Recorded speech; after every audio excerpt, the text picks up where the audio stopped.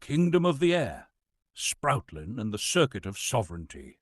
In the velvet hush of the undergrove, where ancient roots murmured secrets in languages older than stone, and the soil itself hummed with the memory of every seed that had ever dared to dream, there lived a sprout unlike any other. Her name was Sproutlyn, and I, Mangolius Draconiam, the Sprout Whisperer, watched her story unfold from the quiet edges of eternity, as I have watched countless others before her. Ah, but this one shimmered with a particular fire, even in the dimmest light. Let me carry you through it now, dear listener, in the flowing currents of the tale, as it truly bloomed. For stories like hers are not merely told, they are breathed into being, leaf by trembling leaf. Sproutlyn was no ordinary mandrake. While her kin swayed in obedient harmony to the inherited rhythms of the grove, stretching their tendrils in perfect, predictable arcs toward the faint light filtering through the canopy, she would pause mid-growth. Her delicate vines quivered with questions that danced like fireflies in the twilight of her awareness. "Why does the wind feel like a message?" she once whispered to a moss-draped stone, her voice soft as unfurling fern.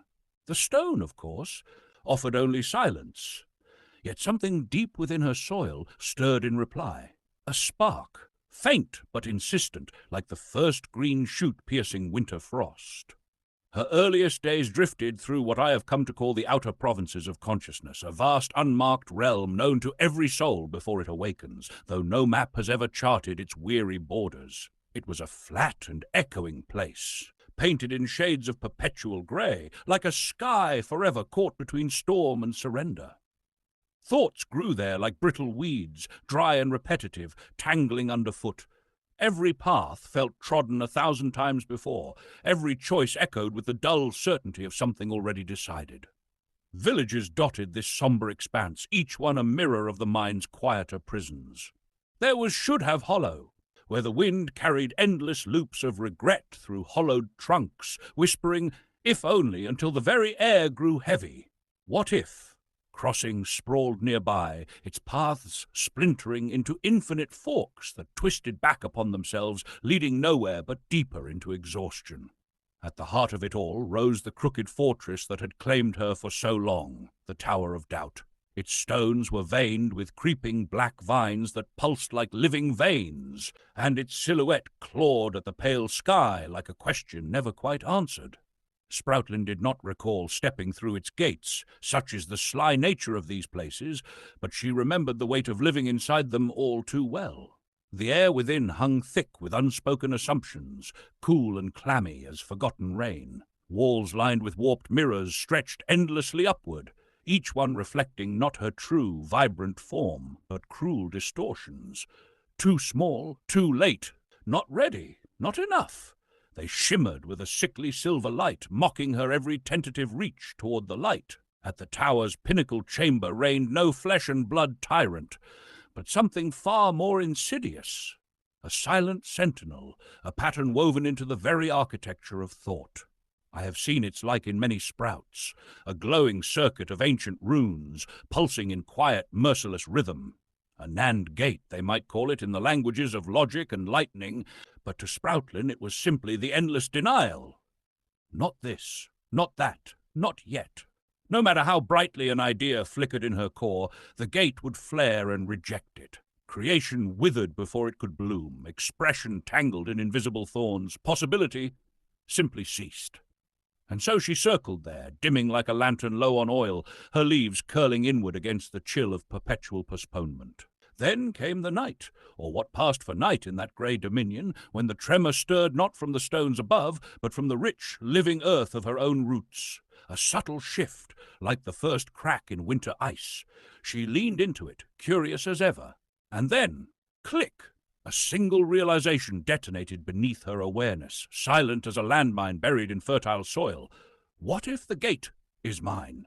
It did not shatter outward in fireworks and fanfare. No, it imploded with the gentle violence of truth, collapsing the entire edifice of what she had believed. The tower shuddered as if waking from a long, troubled sleep. Mirrors splintered in cascades of glittering shards that caught the dim light like falling stars. The black vines recoiled, hissing and shrinking back into the cracks. And the Nand Gate, the great denier, flickered for the first time, its runes stuttering like a candle in a sudden breeze. The moment of true clarity did not arrive as thunder rolling across distant hills. It came softer, sweeter, a clear, undeniable light blooming from within, simple as sunlight on dew-kissed leaves. Relieving, freeing. Sproutlyn saw it all in one radiant instant. The tower had no ruler save the one she had unwittingly crowned. The gate possessed no master but the authority she had loaned it. The looping paths held no power except what she had fed them in the quiet hours of doubt. The realization stretched, expanded, filling her every fiber until joy could no longer be contained. She laughed, not the brittle chuckle of relief from danger, but the deep, ringing laughter of release, the kind that bubbles up when a burden carried across lifetimes suddenly dissolves into mist. "There was nothing here," she whispered, her voice trembling with wonder. "Nothing. Holding me. And yet everything, the tower, the mirrors, the denial, had been built from nothing by her own unseen hands. The truth settled into her soil like the richest compost, nourishing what had long been starved. Beyond the crumbling walls lay the vast moat she had once feared, the water of perception, dark and glassy, its surface reflecting every old illusion back at her. For years she had believed it an uncrossable barrier between herself and freedom. But now, with eyes newly opened, she saw the bridge that had always waited, subtle, shimmering, invisible until the moment of willingness. As she stepped forward, each plank materialized beneath her roots, solid and warm, formed from the very act of choosing to move. Beneath the bridge, old fears drifted like forgotten debris on the current, twisted shadows of not enough, too late, impossible. Under the bridge, she murmured softly, watching them swirl away. No longer mine. She did not break free in some dramatic rupture of stone and fury. No, she simply walked out. There is a profound difference, one I have whispered to many sprouts over the ages. No force, no desperate struggle against chains that were never truly locked. Just knowing. The gate, once rigid as ironwood, swung open effortlessly because she no longer believed in its authority. The tower did not collapse in ruin. It simply faded into irrelevance, like a dream dissolving at dawn. And there, rising beyond the moat, gleamed the structure she had glimpsed only in fleeting visions from the grey provinces, the castle of sovereignty. It floated not upon the ground, but suspended in the very air itself, luminous and alive, woven from threads of pure awareness rather than cold stone. No mortar, no battlements, only flowing arches of light and possibility, shifting gently like clouds at sunset. It had not been built over centuries. It revealed itself through recognition, blooming into existence the moment she remembered it was hers. Sproutlyn approached not as a timid visitor, but as one returning home after a long, bewildering journey. At the threshold stood Mangolius Draconiam, my bark-textured form glowing with the soft amber of ancient wisdom, my staff humming a low, resonant note that echoed the heartbeat of the grove itself. "You found it," I said, my voice warm as sun-warmed earth. She shook her leaves, a cascade of vibrant green now tinged with newfound gold. "It was never lost," I smiled, the cracks in my ancient bark deepening with quiet joy. "The greatest treasure always hides in plain sight." Within the castle's vast open halls there were no piles of glittering gold, no jewel-encrusted crowns laid out for the choosing. Instead there stretched an exquisite emptiness, a space of perfect clarity, stillness, and an unmistakable presence of self. The air tasted of possibility, sweet and electric. "This is it?" Sproutlyn asked, her tendrils unfurling in awe. I nodded, tapping her gently with the tip of my staff, sending a spark of recognition through her core. "The gem is not something you hold, little one. It is what you are, once the illusions fall away like autumn leaves." And then it landed fully, not as mere thought, but as a deep, settling state of being. A recognition that sank into every cell, every root, every shimmering leaf. There was never a prison, there was never a gate, there was never a lack, only unrecognized authorship. She stood taller then, not in height, but in essence, radiant, rooted, sovereign. "I am the builder," she declared, voice ringing like crystal chimes. "I am the gate, I am the bridge, and I am the one who crosses." I inclined my head in reverence. "Now you understand." In that instant, The castle of sovereignty did not vanish into nothing. It dissolved into everywhere. The kingdom of the air revealed itself not as a distant realm of towers and walls, but as perception itself, boundless, responsive, vibrantly alive. Colors she had never imagined flooded the world. The grey provinces below still lingered, yes, still looping in their pale rhythms, but now she saw the hidden paths threading through them, the openings, the endless possibilities, sparkling like dew on spider silk. Countless other sprouts still wandered there, tendrils trembling with the same questions she once carried. She smiled, not with the sharp edge of superiority, but with the soft glow of deep recognition. The moment will come for them too. My voice echoed softly through the living air, carrying on the winds that now answered her as old friends. And when it does, they will realize what you have. For there is no greater treasure in all the realms than this, to know oneself as the source, not merely the subject. To see that something arises from nothing because you are the one who gives it form, color, and life.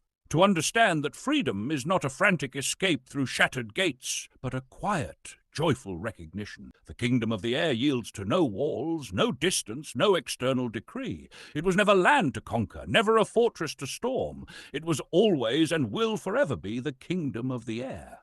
And it bends, dear listener, to one authority alone, the one who remembers.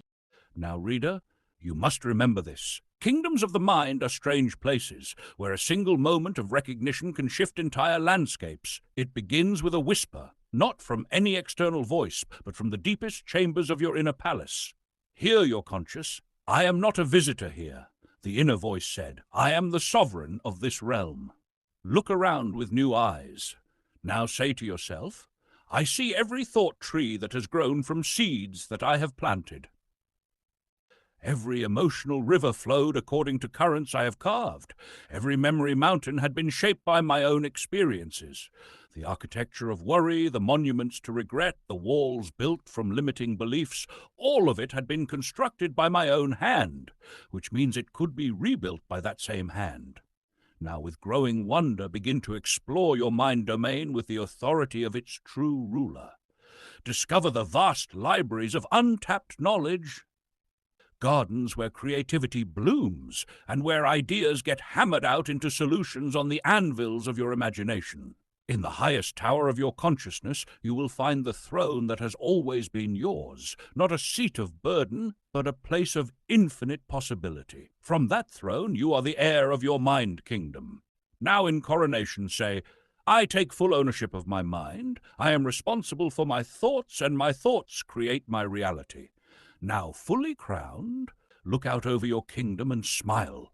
Now you have learned the greatest secret of all, that every person carries within them a realm more vast than any earthly territory, and the only thing standing between them and their crown is the recognition that they were born to wear it. The kingdom of the mind bows to no external ruler, recognizes no foreign authority, and yields only to the sovereign will of its rightful heir, that consciousness that dwells within, that creates your life journey. Thought, by choice of thought, by implemented choice, or by not choosing and put to action, or tossed aside.